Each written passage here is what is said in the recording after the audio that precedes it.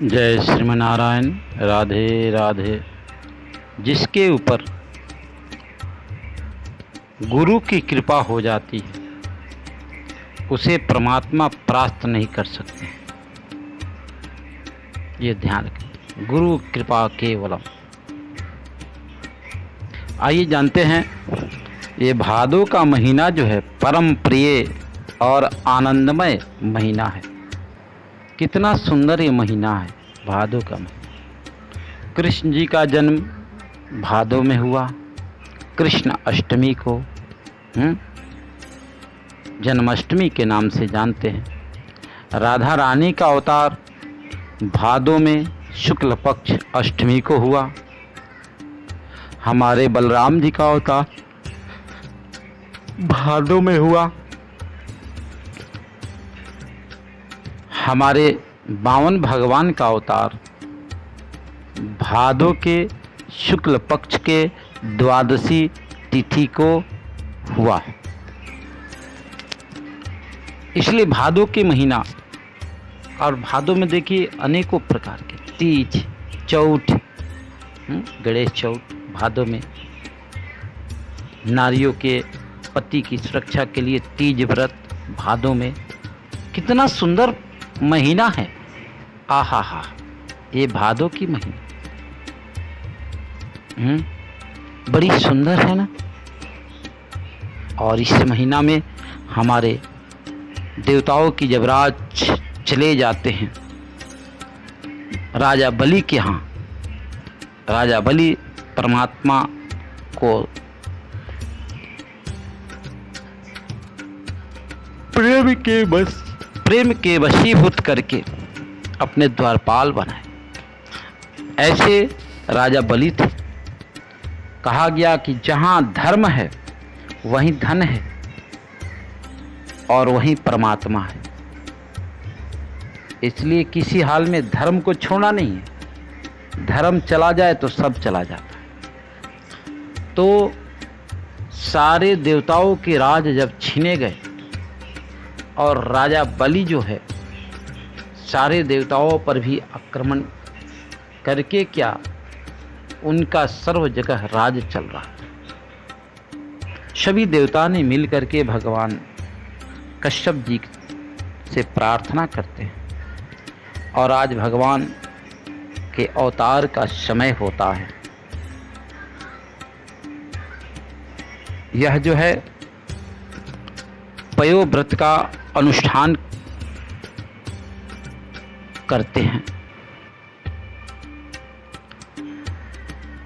अदिति जो है अनाथों की तरह जब कश्यप जी के सानिध्य में गए तो कश्यप जी महाराज ने एक पयोव्रत का अनुष्ठान बताते हैं और इस अनुष्ठान को करते हुए द्वादश मंत्र का उच्चारण करते हुए दूध के खीर से हवन करे, ब्राह्मण को खीर का भोग लगावे, ब्रह्मचर्य का पालन करे, त्रिकाल स्नान करे और त्रयोदशी के जो है लक्ष्मी नारायण की विधिवत पूजन करे, ब्राह्मण को भोजन करा करके दान दे। इसकी बड़ी विस्तार और विधान है। तो यही जो है व्रत अदिति माता कर रही है और आज बावन भगवान जो है साक्षात लक्ष्मी नारायण स्वयं प्रकट हो जाते हैं। बोलिए बावन भगवान की जय हो। वाह, कैसी सुंदर बलिहारी प्यारी प्यारी सी झांकी। आहा, छोटे छोटे चरण, छोटे छोटे हाथ, छोटा सा मुखारविंद, शंख जैसी ग्रीवा, मुट्ठी भर के कमर, 4 अंगुल का पेट। जय हो। मोती जैसे दांत, टमाटर जैसे मेरे बावन भगवान के गाल, बिल्व फल के जैसे इनके ओठ और बटुआ जैसे मुंह। कितना सुंदर। सभी देवता लोग पावन भगवान की स्वागत करते हैं। स्वागतम सुस्वागतम, स्वागत करते, फूलों की बारिश करते। अदिति माता आती है, बावन भगवान को कोपिन पहनाती है। बृहस्पति जी आते हैं, भगवान को जनेऊ धारण कराते हैं। दिशाओं के स्वामी आते हैं, छत्र समर्पण कराते हैं। ब्रह्मा ने आकर के बावन भगवान को कमंडल प्रदान करते हैं। सप्त ऋषियों ने आकर के भगवान को कुशा खड़ाऊ प्रदान करते हैं। और भगवती उमा देवी आकर के बावन भगवान को भिक्षा पात्र देती है। भिक्षाम भगवती, साक्षात अंबिका जो है भिक्षा पात्र देती है।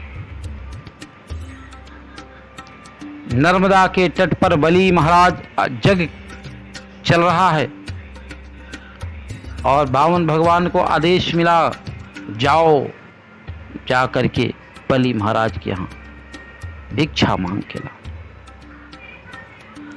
और हमारे ठाकुर जी चल पड़े पात्र को, कमंडल को लेकर के।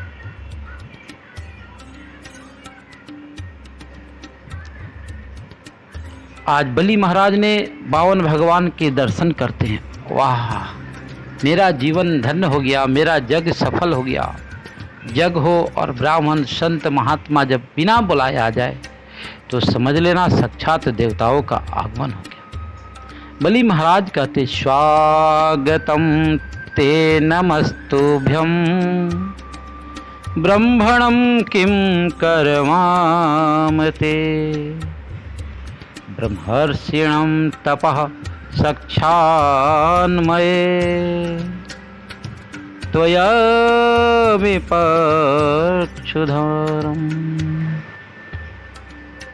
हे प्रभु भगवान, आपका स्वागत है, आपको नमस्कार है। आपके आगमन से मेरा कुल तर गया, मेरा जग सफल हो गया। हे बटो, हे ब्राह्मण, आप हाथी, घोड़ा, सोना, चांदी, धन, धान, गजादि जो भी वस्तु चाहिए निसंकोच मांग लो। आप चाहें तो कोई ब्राह्मण कन्या से आपकी विवाह करा दे सकता हूं। बावन भगवान कहते हैं, मैं जानता हूं तुम्हारे कुल के सभी दानी हुए। तुम्हारे पितामह प्रहलाद इसी कुल में हिरण्याक्ष जैसे योद्धा जन्म लिए, जिसे विष्णु स्वयं बड़ी कठिनाई से उनका वध किया। हिरण्यकशिपु पीछा किया तो इधर उधर छिपते थे। तुम्हारे पिता विरोचन की बात ही क्या, ब्राह्मण भेषधारी देवता पहचान कर भी अपना आयु तक भी दान कर दिया। तुम उन्हीं के वंशज हो। संसार में तुम्हारे गृहस्थ धर्म की सर्वथा और सर्वत्र प्रशंसा है। मुझे विशेष कुछ नहीं चाहिए, बस 3 पग मुझे धरती चाहिए। मुझे पूजा जप तप करने के लिए। बलि ने कहा, प्रभु आपने मांगा तो सही, लेकिन आप एक राजा के समक्ष विराजमान हैं, आपको मांगने भी नहीं आया, कुछ और मांग लेते।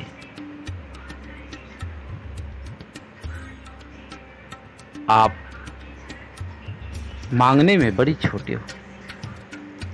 वहाँ पर शुक्राचार्य विराजमान थे। राजा बलि को इशारा किया, बलि ये कोई साधारण नहीं है, और गुरु का कर्तव्य होता है अपने यजमान की, अपनी भक्त के अगर धन जा रहा है तो वहाँ बचाना चाहिए, क्योंकि 5 जगह झूठ बोलने में कोई आपत्ति नहीं है। 5 जगह झूठ बोलने में कोई आपत्ति नहीं है। स्त्री के पास झूठ बोलने में कोई पाप नहीं। किसी की कन्या का विवाह नहीं हो रहा, आपके झूठ बोलने से अगर विवाह हो जाए तो झूठ नहीं। प्राण संकट में आ जाए तो भी झूठ बोलने में कोई पाप नहीं। गौ की रक्षा हेतु झूठ बोल दिया जाए और रक्षा हो जाए तो भी कोई पाप नहीं। ब्राह्मण रक्षा हेतु अगर झूठ बोला जाए और ब्राह्मण की रक्षा हो जाए तो कोई पाप नहीं। धर्म रक्षा के निवर्तिक अगर झूठ बोला जाए और धर्म की रक्षा हो जाए तो भी पाप नहीं। बालक के पास किसी के धन जा रहा है, वहाँ कोई झूठ बोल दे तो भी वह पाप नहीं लगता है। ध्यान रखना। शुक्राचार्य जी माना किए लेकिन नहीं माने। हमारे बावन भगवान कुशा के अग्रभाग को निकालते हैं और टूंटी में डालते हैं। शुक्राचार्य जी का एक आंख फूटा और शुक्राचार्य जी वहाँ से 9 तो 11। जो दान करने वाले को, धर्म करने वाले को रोकते हैं तो उसकी एक आंख काना हो जाता है, इसलिए सावधान रहें। अंत में बलि महाराज बड़े प्रसन्न हुए और हाथ में जल लेते हैं और दान करते हैं, संकल्प करते हैं और जैसे दान 3 पग धरती की करते हैं। हमारे 52 भगवान विराट रूप धारण करते। बोलिए विराट भगवान की। प्रभु एक चरण नीचे और दूसरा चरण सभी लोग पार करते हुए ब्रह्मलोक को चला गया। ब्रह्मा जी ने उसे चरण रज को धोते हैं और श्रम जल बिंदु कमंडल में रख देते हैं। अंत में वही गंगा जी प्रसिद्ध हो जाती है। जामवंत जी आते और 21 बार परिक्रमा करते हैं। अंत में 2 पग में ही तो सारा संसार को नाप रखे। तीसरे पग के लिए याचना करते, राजा बलि बताओ अब तीसरा पग कहाँ रखें। राजा बलि है दोनों हाथ जोड़ करके गदगद हो गया। प्रभु आप एक बात बताएं, धन बड़ा कि धन का मालिक बड़ा होता है। भगवान ने कहा धन का मालिक बड़ा होता है। तो प्रभु तीसरा चरण हमारे मस्तक पर रख दें। अच्छा हाँ प्रभु। भगवान आज शर्मिंदे हो जाते हैं। राजा बलि मैं तो तुझे हरने के लिए, लेकिन आज मैं स्वयं तुम्हारे बंधन में।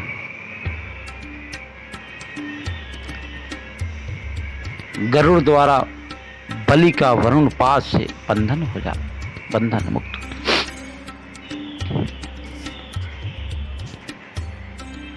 भगवान बोले कि राजन मैं तुम्हारे बस, जैसा आदेश करो मैं वैसा करूं। बोले महाराज मैं जहां भी रहूं आप मेरे सामने दर्शन हो। भगवान का आदेश हुआ जाओ, ऐसी ही तुम्हारी इच्छा है तो सुतल लोक में तुम्हारा वास होगा। 52 दरवाजे का महल होगा। उस 52 दरवाजे पर जिस दरवाजे से तुम निकलोगे वहाँ मेरा दर्शन होगा। और भगवान बलि महाराज जो है आज वहाँ निवास करते हैं। नारद जी के द्वारा लक्ष्मी जी को पता चला। लक्ष्मी जी श्रावण की पूर्णिमा को रेशम के धागे लेकर के जाती है और जाकर के बलि महाराज को रेशम के धागे बांधती है और बांध करके उन्हें जो है भाई के से कुछ मांगती। बलि ने कहा बोल बहना क्या चाहिए। लक्ष्मी जी कही जो तेरे दरवाजे पर द्वारपाल है वही मुझे प्रदान कर दो। राजा बलि ने मुझे बंधन से छुटकारा कर देते। तब लक्ष्मी जी अपने पति को पा करके बड़े गदगद हो जाती है और तब से रक्षाबंधन का जो त्यौहार जो है हम लोग बड़े धूमधाम के साथ मनाते हैं।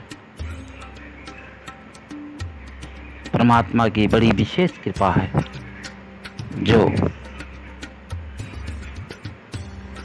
राजा बलि को आज भगवान ने प्रदान करते हैं, राजा बलि का भी जीवन धन धन हो जाता है और अगला इंद्र जो है राजा बलि ही बनने वाले। तो धर्म के सहारे जो जीता है उसका कभी पतन नहीं होता है। राक्षस हो या देवता हो या पुण्यात्मा हो, धर्म सबको जरूरी है, चाहे जिस रूप से हो।